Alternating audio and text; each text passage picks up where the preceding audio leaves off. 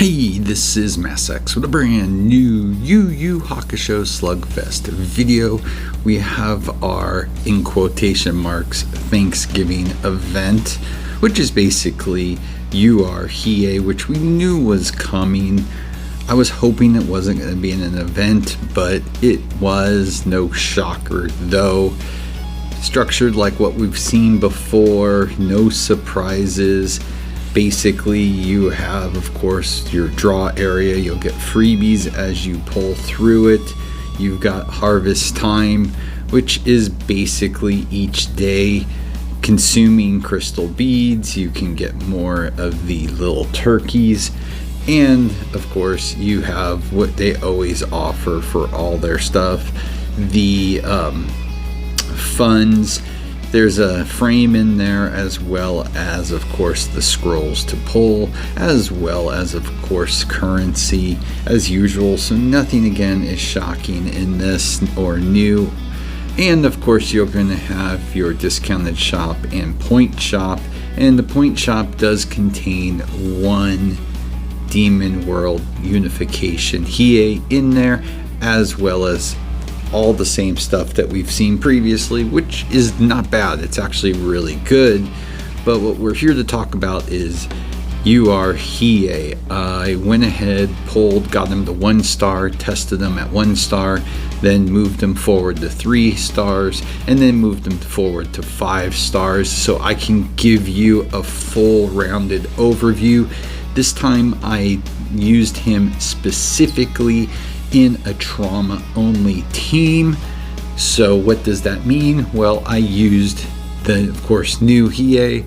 I used the old Hiei, the original SPUR, as well as Enki. As for the remainder 3, I used Jin, Risho, and Kido, and went off from there. You're going to see gameplay in the background. The full gameplay that you're going to see is for 1 star, and he did good. He actually did really good. He actually outpaced the original SP Hiei at 5 stars that I was running in the team. I played a team that had what you would expect to see in the meta with Botan, with Rinku, etc. Did very well. It took a while to, of course, get going because you have to deal with Botan the first 5 turns and Rinku, etc. But did very well.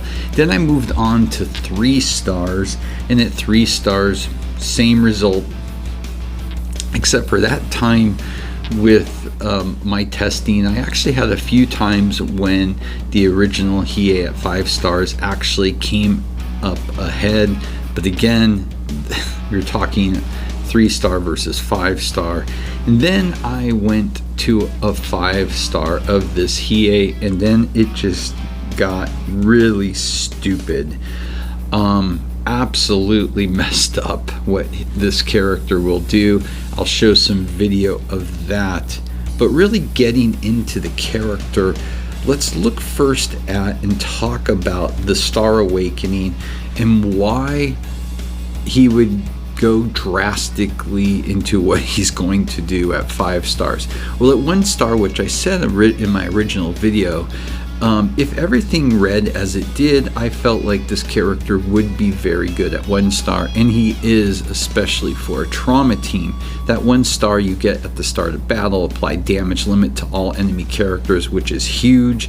After unleashing the secret skill, deals 150% attack as true damage to the enemy character with the highest attack, which is huge. For each 1 trauma effect the target has, the coefficient increases by 30%, and it can go all the way to 180%, which is big.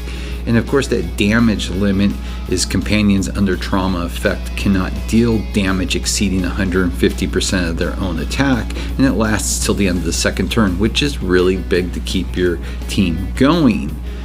At 3 stars, you get the battle will at the start, which is nice. You get the extra damage dealt after unleashing the secret skill, and a few other things. It's very good. At each level, he progresses, And really at 5 stars, I really wasn't thinking it was going to make that big of a deal.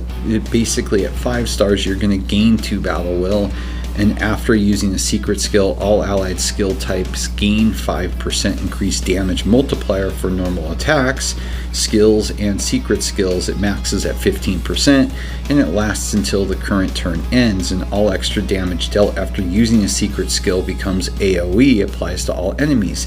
I didn't realize how big that was going to be, in particular with Hiei himself.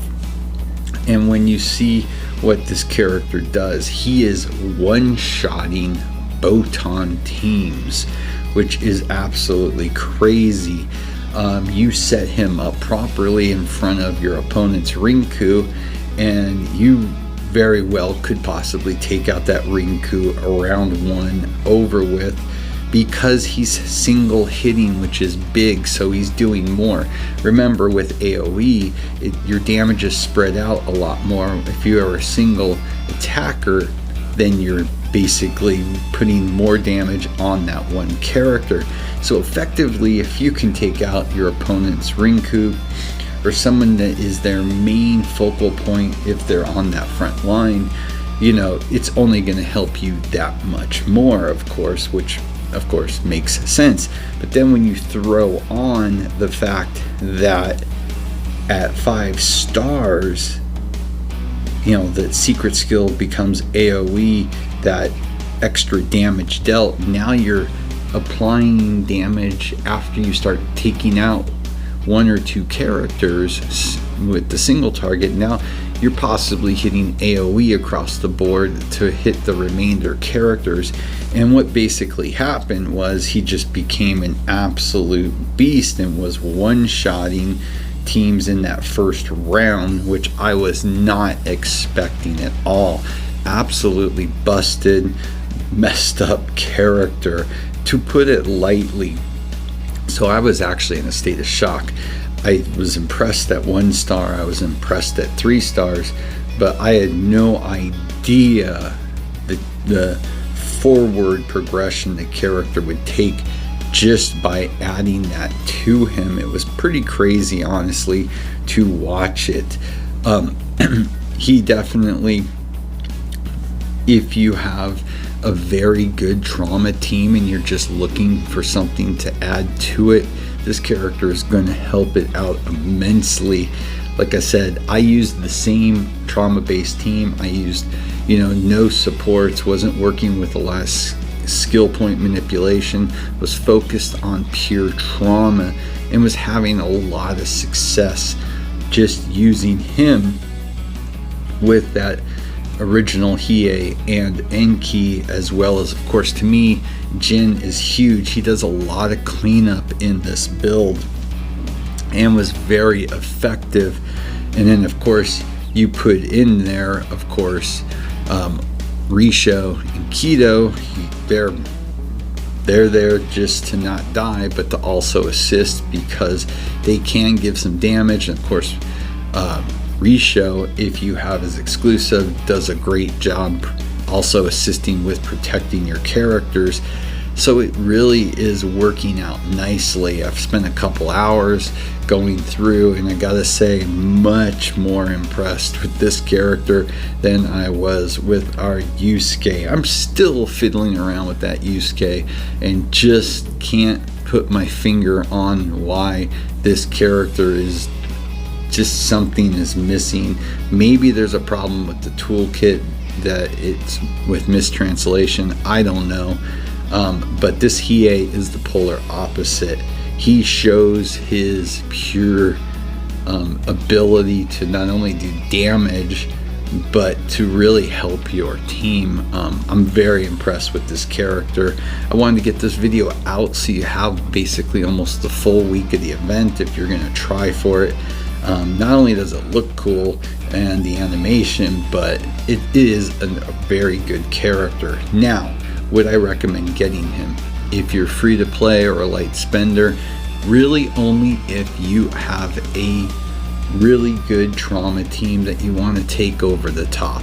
If you do, he could be that piece of the puzzle that is going to push your team over the top. If not, I would still say hold. I think with Yomi coming, Yomi is just such a good character that as much as I love this Hiei, if I had to pick between the two, I'd probably still go with Yomi. This one's fun to play, but again,